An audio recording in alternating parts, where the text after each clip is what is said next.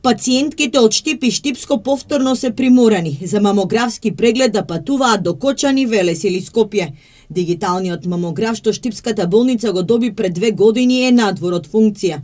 Дека 4 месеци не работи, потврдува и директорот на болницата. Во ноември минатата година се расипала плоча, која сега треба да се набави од Јапонија.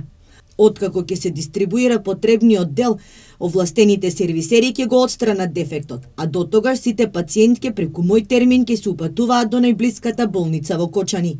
Инаку мамографот беше инсталиран во март 2016-та, а болницата го доби преку тендер на Министерството за здравство и чини 6,5 милиони денари. Во меѓувреме се очекува да отпочне тендерската постапка за сервисирање на ангиографот. Овие денови ќе почне тендерот, тоа е голема работа на нас, оставена на нас.